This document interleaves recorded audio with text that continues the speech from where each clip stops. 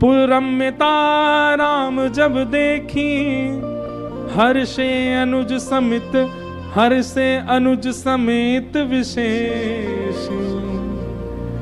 जैसे ही महाराज विदेह नगर को देखा, जनकपुर को देखा है ठाकुर जी ने दूर से ही, मन ही मन बड़ा हर्ष होने लगा। ठाकुर जी प्रसन्न होने लगे, लक्ष्मण जी का हाथ पकड़ के थोड़ा थोड़ा दबाने लगे। आहा, कितना सुंदर नगर है। हम रामचरित्र पढ़ते हैं, हमको हमारे ठाकुर जी बड़ी याद आती है। जैसे विदेह नगर को देख करके यहाँ पर राम जी के हर्ष का वर्णन किया गया, वैसे वृंदावन को देख करके श्री कृष्ण के हर्ष का वर्णन भागवत में किया है। वृंदावनम संप्रविश्य सर्वकाल सुखावहम। पूरी भागवत जी में कितने नगरों में गए भगवान, लेकिन केवल वृंदावन के लिए लिखा है। क्यों? वृंदावन प्रविष्ट होते ही ठाकुर जी बड़े प्रसन्न हो गए, अति आनंद में आ गए। क्यों?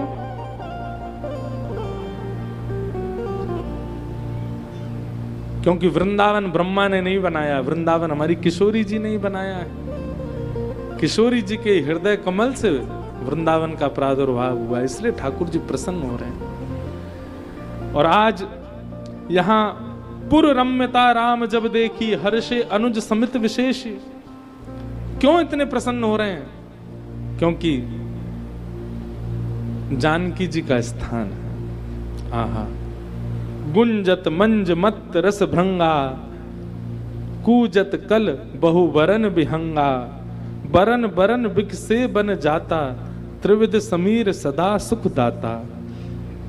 जो नगर हमें बहुत प्रिय होता है ना, एक चीज हमने अनुभव की है, उस नगर की छोटी छोटी वस्तुओं पर भी हमारा प्रकाश चला जाता है, हमारा ध्यान चला जाता है। लेकिन जिस नगर के प्रति हमारी अप्रियता आ जाती है, उस नगर में कोई कितना भी विशेष कोई काम क्यों ना कर दे, हमारा उस पर ध्यान जाता ही नहीं है, उसके प्रति हमारा भाव नहीं जाता। अब राम जी का तो पूरा पूरा ध्यान, एक एक चीज राम जी देखते हुए चल रहे हैं। कैसी सुंदरता है जनकपुर की। बनई न बरनत नगर निकाई, जहां जाई मन तहई लो भाई। आहा, नगर की सुंदरता का वर्णन करते नहीं बन रहा है, जहां जा रहे हैं वहीं मन लग रहा है राम जी का। सब कुछ नगर की सुंदरता का वर्णन किया गया। तभी आमों का एक अनुपम बाग देख करके वहां जाकर के विश्वामित्र गुरु जी के साथ दोनों भैया बैठ गए।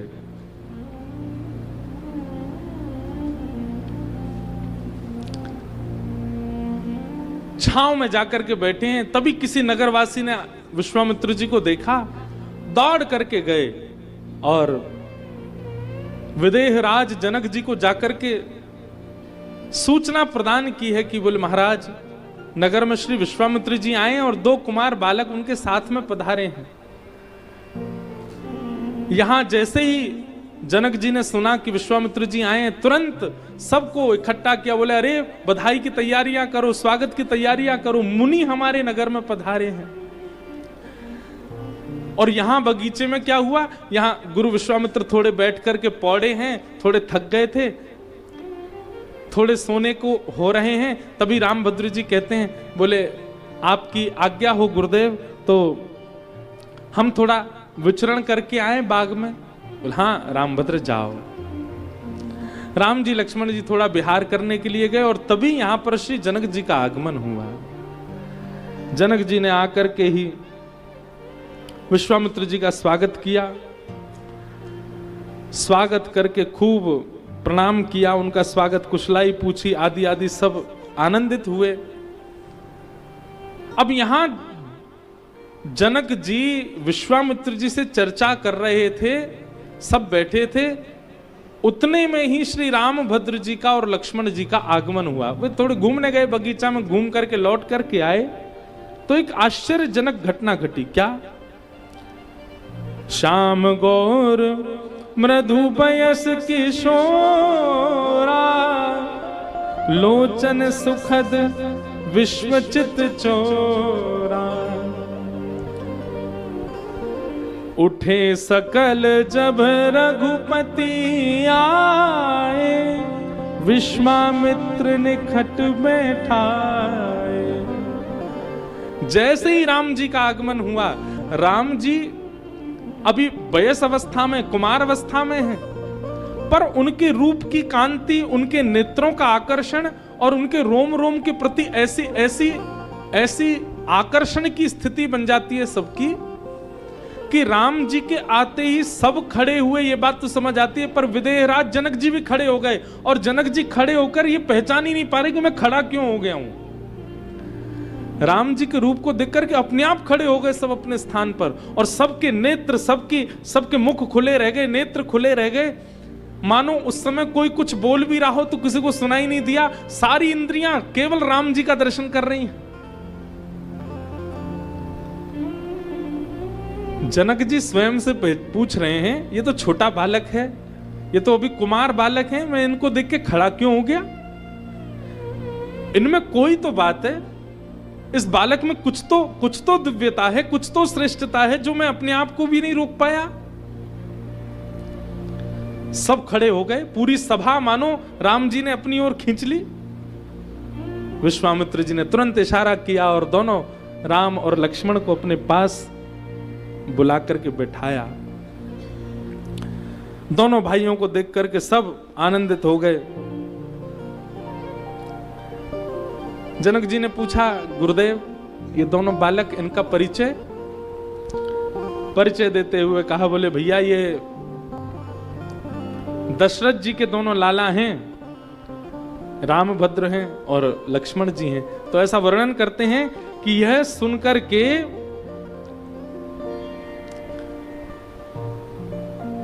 विदेहराज जनक जी को मीठी ईर्ष्या होने लगी दशरथ जी से,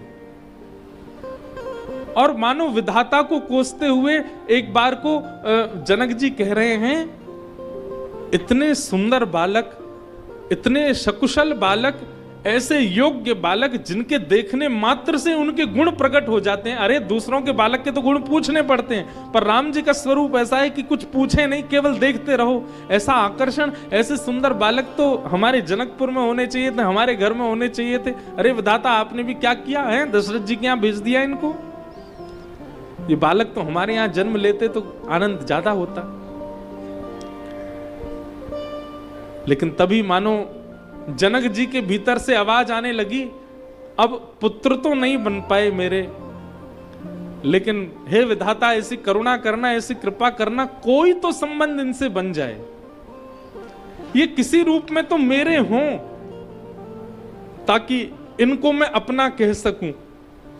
अभी तो मन में भाव यही आ रहा है कि ये दशरथ जी के पुत्र हैं, पर ऐसा कोई योजना हे विधाता बनावे कि इस जन्म में मैं किसी रूप से तो इनको अपना बता सकूं। स्पष्ट ये भी नहीं कहा कि सीता जी के लिए इनका भाव आवे, पर किसी ना किसी संबंध से तो ये मेरे हों, अपना कह सकूं।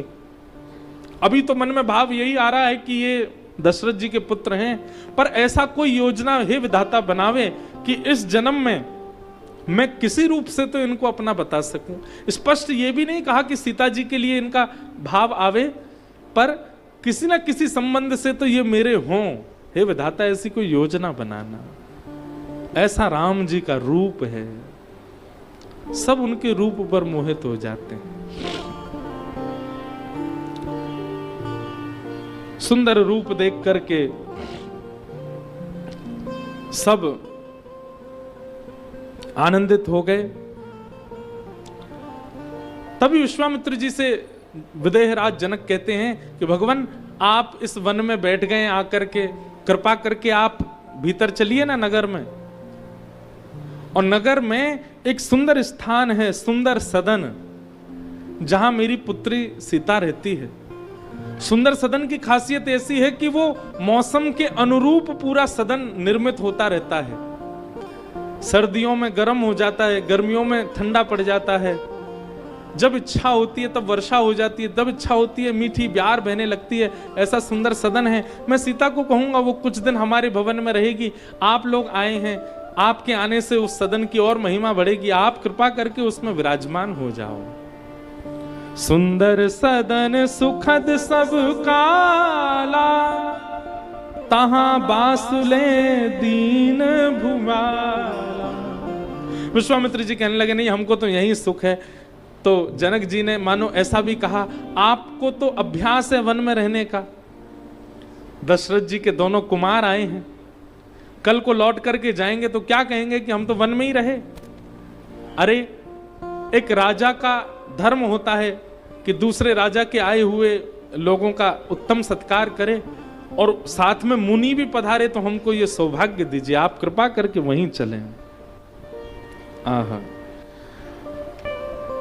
जैसे ही विश्वामित्र जी ने राम जी की ओर देखा, राम जी ने सिर हिलाया, बोले चलें गुरु जी, इतना कह रहे हैं तो। और दोनों राम जी और लक्ष्मण जी के साथ विश्वामित्र सुंदर सदन में पहुंचे।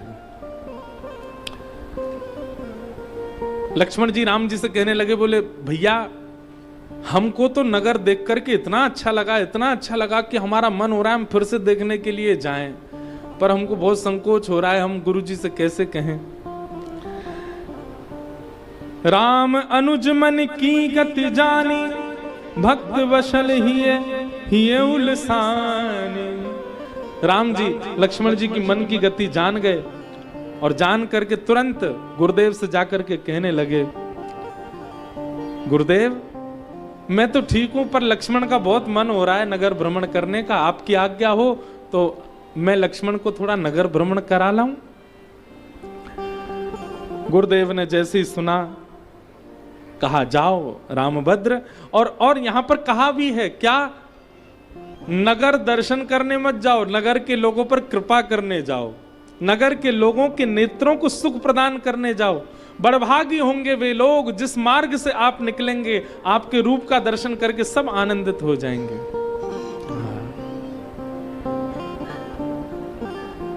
राम लक्ष्मण जैसे ही निकले हैं महाराज नगर भ्रमण के लिए, ऐसा वर्णन करते हैं अटारियों पर लोग खड़े हो गए, बालक आगे आगे दौड़ करके सबको संकेत करते जा रहे हैं, 2 राजकुमार आ रहे हैं, जल्दी निकल करके आओ, उनका रूप देखो। जो एक बार राम जी को देख लेता है दौड़ करके घर में जाता है, बाकी के बैठे हुए लोगों को उठा करके लाता है, जल्दी आओ, 2 ऐसे कुमार बालक हमारे नगर में भ्रमण कर रहे हैं, ऐसे कभी देखे नहीं।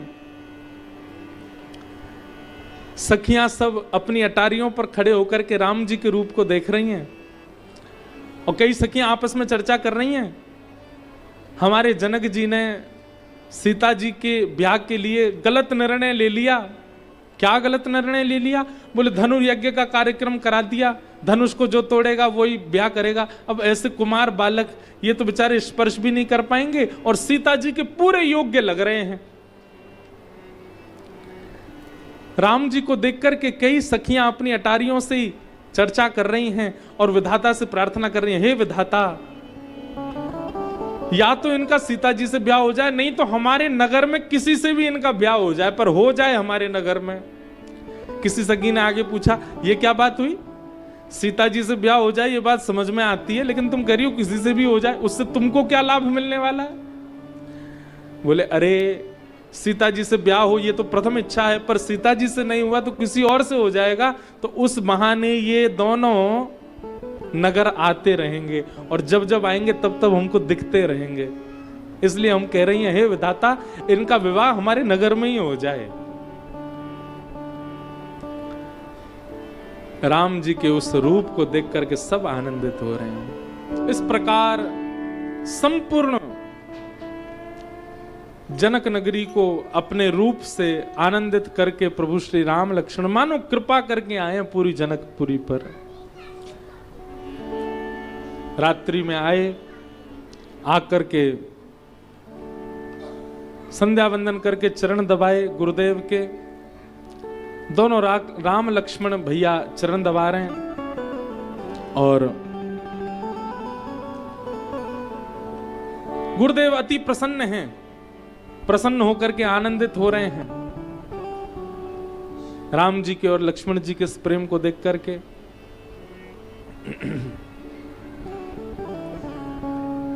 गुरु जी ने आज्ञा की, जाओ रामभद्र, अब आप भी जाकर के शयन करो।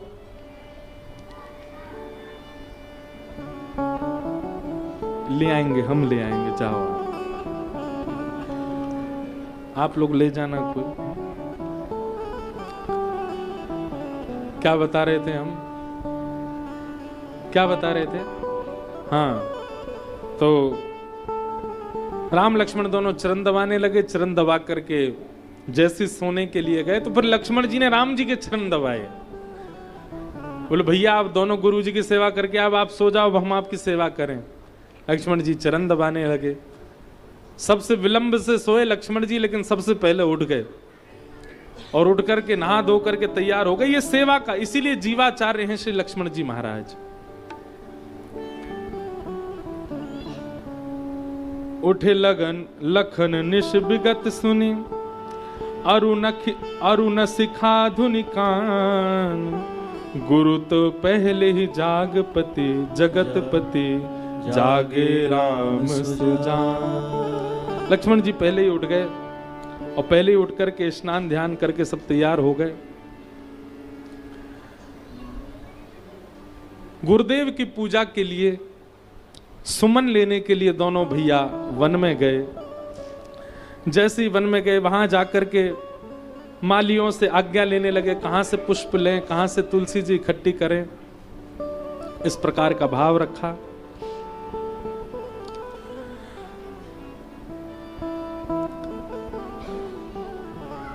चहु दिश चेतई पूछ माली, चहु दिश चेतई पूछ माली, लगे लेन दल फूल मुदित मन, लगे लेन दल फूल मुदित मन, तेहि अवसर सीता तहाँ आई, तेहि अवसर सीता तहाँ आई, गिरिजा पूजन जननी पठाए, गिरिजा पूजन जननी पठाई। प्रभु श्री राम लक्ष्मण जी दोनों पुष्प एकत्रित कर रहे हैं। अच्छा एक बात बताएं, शरद पूर्णिमा का दिन था, वही दिवस है जिस दिन हमारे बाल कृष्ण प्रभु गोपियों के साथ, किशोरी जी के साथ रास विहार कर रहे हैं। मानो ठाकुर जी ने शरद पूर्णिमा को इसीलिए चुना कृष्ण अवतार में, क्योंकि इसी दिन प्रथम बार श्री रामभद्र जी का मिलन हुआ है किशोरी जी के साथ। शरद पूर्णिमा की मंगल दिवस के दिन ही राम जी मिले हैं सीता जी से। पुष्प आदि सब चयन कर रहे थे। उसी अवसर गौरी पूजा करने के लिए वहां पर सीता जी का आगमन हुआ।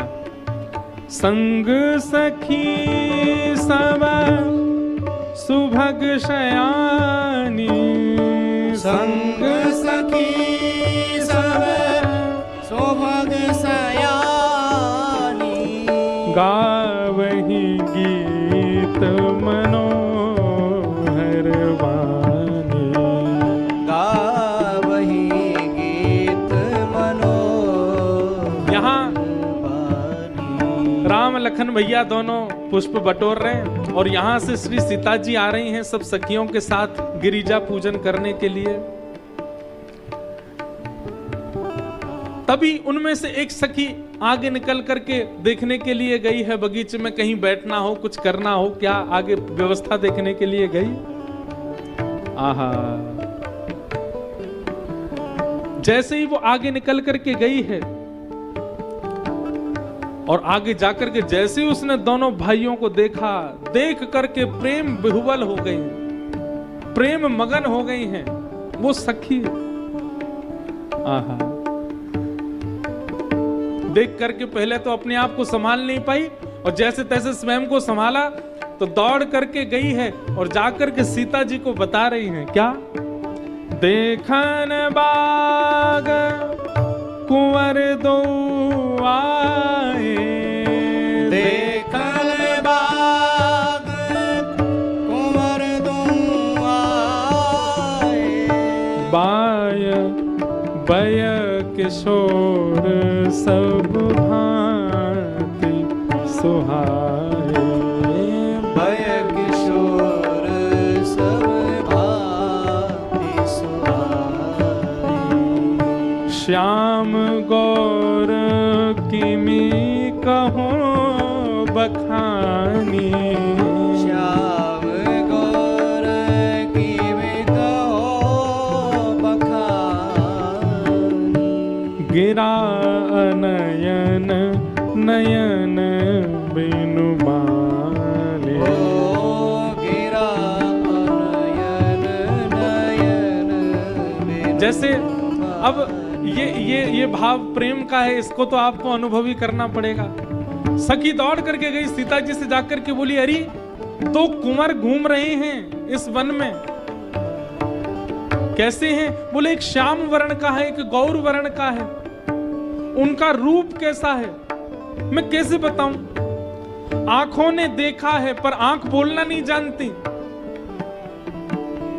मुख ने देखा नहीं है तो ये मुख बोल करके बताए कैसे? सीधी बात है, मैं कितना भी बखान करूं उनके रूप का, मैं बता नहीं पाऊंगी। वो तो नेत्रों से देखने से ही समझ में आएंगे। बहुत सुंदर रूप कांति है, ऐसा रूप मनोरम है कि उनको देखते ही प्रेम अपने आप प्रकट हो रहा है चित्त में। आहा।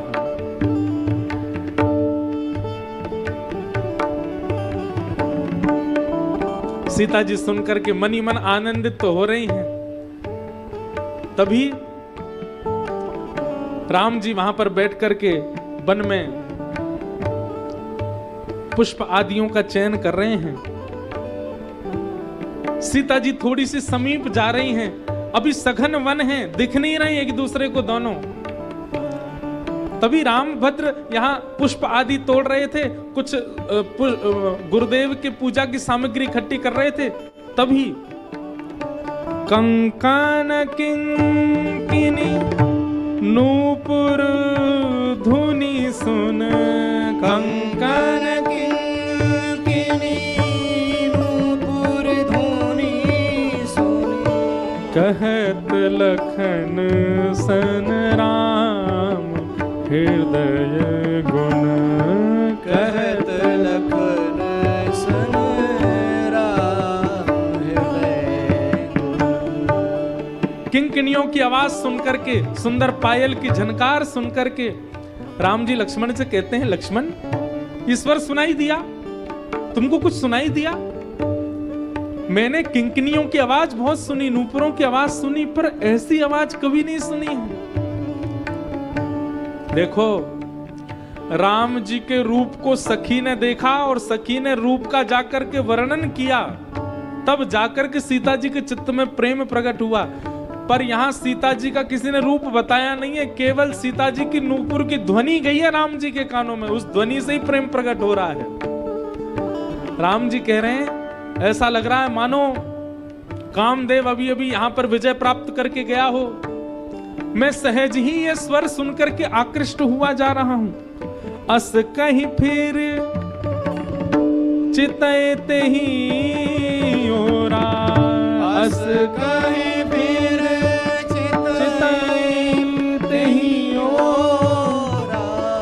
सिय मुख शशि भय नयन चकोरा। सिय मुख शशि भय नयन चकोरा। भय विलोचन चारु वंश चल।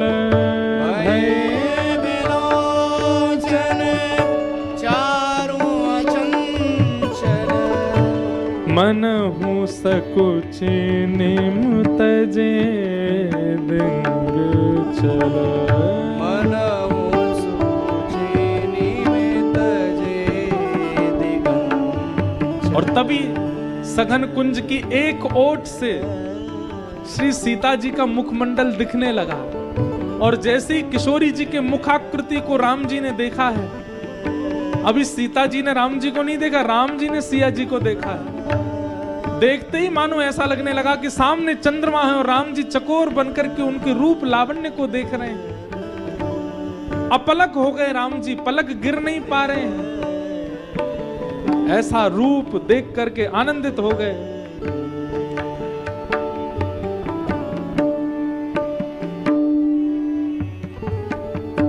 राम जी थोड़ी देर तो देख रहे हैं, लक्ष्मण जी ने राम जी को पकड़े, कहा भैया क्या हुआ? थोड़ी देर तो राम जी होश में ही नहीं आ पाए, सीता जी के रूप को देखने लगे। राम जी बोले, लक्ष्मण ये कौन है? ये सामने जो घूम रही हैं ये कौन है? इनका थोड़ा पता तो लगाओ, परिचय तो करो, ये कौन है? लक्ष्मण जी ने बताया, बोले निश्चित ही विदेहराज जनक जी की पुत्री सीता जी हैं, शायद यहां देवी पूजा करने के लिए आई हैं, वही हैं। सीता जी के रूप को देख करके हमारे राम भद्र जी कितनी सुंदर बात कह रहे हैं। कैसे सीधे, कैसे सरल, कैसे सहज हैं राम जी। लक्ष्मण जी से क्या कह रहे हैं, जबकि लक्ष्मण जी छोटे भैया हैं। बड़े भैया को कई बार अपने मन की बात कहने में थोड़ा संकोच होता है, पर राम जी को संकोच नहीं हो रहा। लक्ष्मण जी से क्या कह रहे हैं, लक्ष्मण मेरी एक बात सुनो। क्या? रघुवंशन कर सहज स्वभाव, रघुवंशन कर सहज स्वभाव, मनुकुपंथ पगु धरई न काऊ, मनुकुपंथ पगु धरई न काऊ, मोहि अतिशय प्रतीत मन केरी, मोहि अतिशय प्रतीत मन केरी, जेहि सपने हूँ पर नारी न हेरी, जेहि सपने हो पर नार न हेरी। राम जी कह रहे हैं, लक्ष्मण मैं एक बात कहूं तुमसे। बोले बताओ भैया क्या बात है?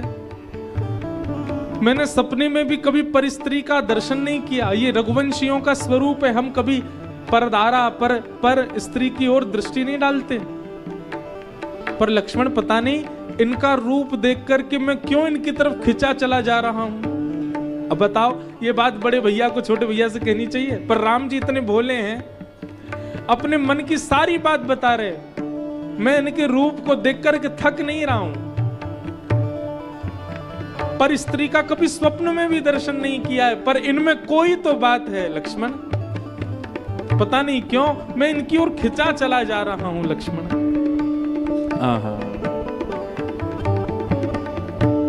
लता ओट तब सखीन लखाए, लता ओट तब सखीन लखाए, श्यामल गौर किशोर सुहाए, श्यामल गौर किशोर सुहाए,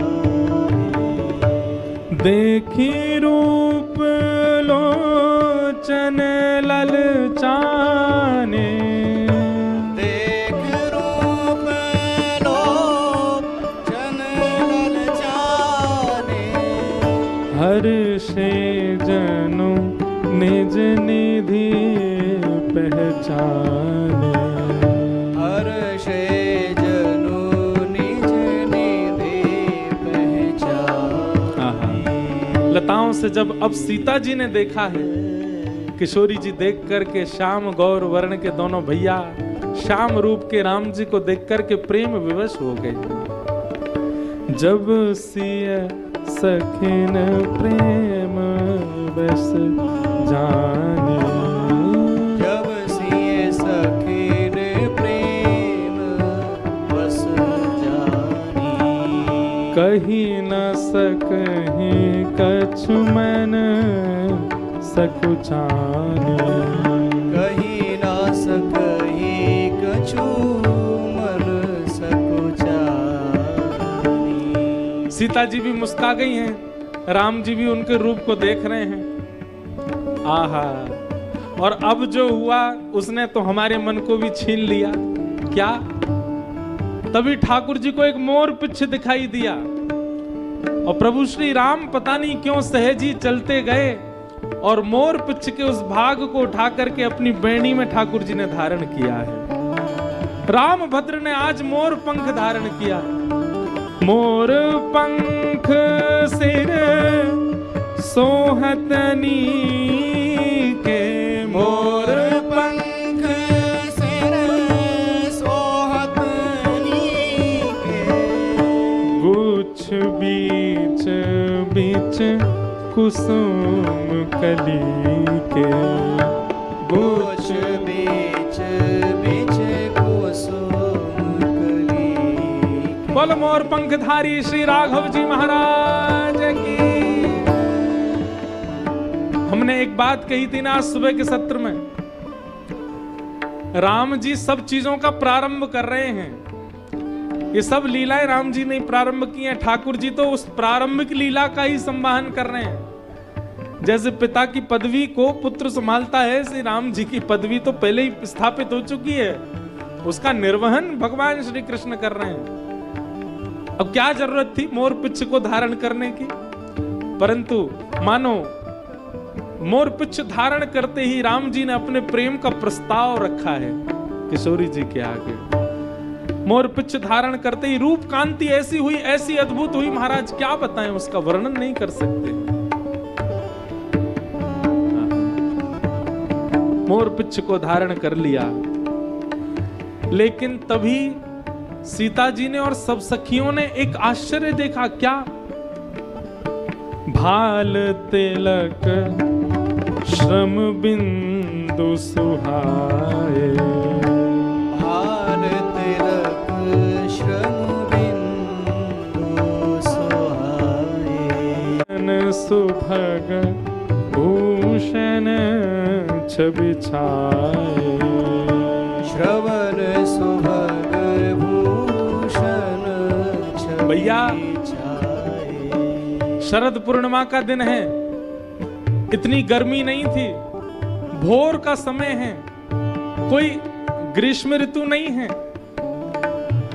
और श्री राम जी के मुखमंडल पर प्रश्वेत के बिंदु प्रकट हो रहे हैं। क्यों? हमारे मामा जी, बक्सर वाले मामा जी तो पद भी गाते हैं, छूटल ललार पे पसीना हो लाल काहे, छूटल ललार पर पसीना। हे लाल जी, आपके पसीना क्यों आ रहे हैं? कोई गर्मी का महीना तो नहीं है, ऐसी सुंदर ब्यार चल रही है, सुंदर पुष्प वाटिका में आप खड़े हो, फिर आपको प्रश्वेत के बिंदु क्यों आ रहे हैं? हमारे राम भद्र आज पहली बार संकोच में आए हैं। किशोरी जी के रूप कांति को देख करके ठाकुर जी इतने आनंदित हो गए हैं। कहां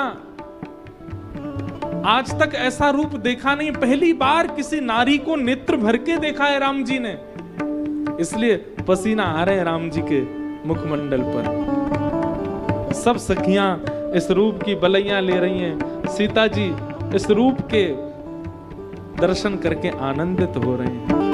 बोलो राम भद्र भगवान की जय। सीता जी ने राघव जी को देखा और राम जी ने श्री किशोरी जी को देखा। सीता जी गई मंदिर में और जाकर के जगदम्बा भवानी के चरणों में प्रणाम करके मानो मनी मन उन्होंने कह दिया, ये जो अभी अभी दिखे थे मन में, इन्हीं से ही विवाह हो जाए, यही हमें प्राप्त हो जाए, ऐसी कृपा करो। सीता जी के वचन सुनकर के जो भवानी की मूर्ति थी, उस मूर्ति पर अपने आप ही प्रसन्नता प्रकट होने लग गई, मानो स्वीकृति प्रदान कर दी कि हे सियाजू, आपके मन में जो भाव है वो होगा।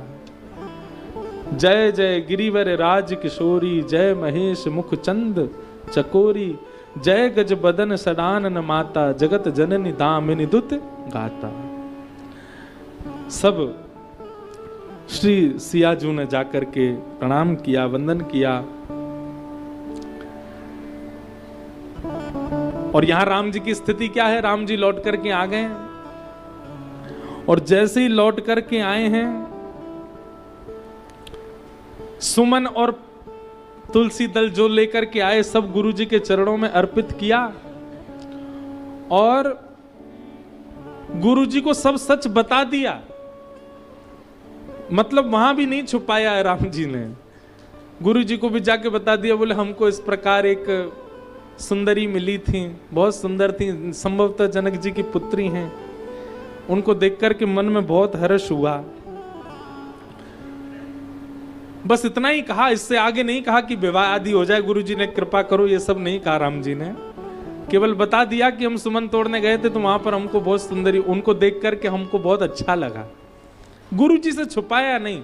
इसीलिए कहते हैं निर्मल मन जन सो मोहि पावा, क्योंकि राम जी स्वयं निर्मल मन के, अपने गुरुजी से छुपा नहीं रहे हैं। विश्वामित्र जी ने सुना और सुन करके बोले सुफल मनोरथ हो तुम्हारे राम, लखन सुन भय सुखारे। अच्छा, गुरुजी ने कही राम जी तुम्हारा मनोरथ सफल हो। राम जी से कही थी लक्ष्मण जी इतने खुश क्यों हो रहे हैं, क्योंकि कहीं ना कहीं सीता जी के संग में उषा भी तुम आई थी, लक्ष्मण जी से भी नेत्र के नेत्र चार हो गए थे। लक्ष्मण जी भी खुश हो रहे हैं, राम जी का हाथ पकड़ रहे हैं, बोले बढ़िया होगा। राम जी बोले अच्छा तो तुम भी देखे आए हो अपने लिए। लक्ष्मण जी बोले अब बड़े भैया उनके पीछे पीछे हम, जिस पथ पे आप चलो वहीं हम चलेंगे।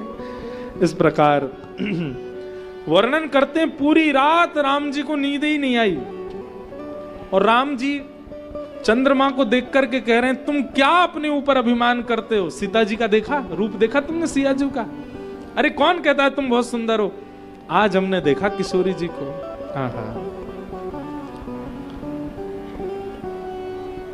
सिय मुख समता पाव किमी, चंद बापुरो रंक। सिया जी का मुख देखा चंद्रमा तूने, कैसी सुंदर है। आहा, राम जी रात भर श्री जी के रूप का ही चिंतन कर रहे हैं और श्री जी के रूप का चिंतन करके आनंदित हो रहे हैं। रात भर राम जी सोए नहीं, सिया जी की याद आ रही है बस।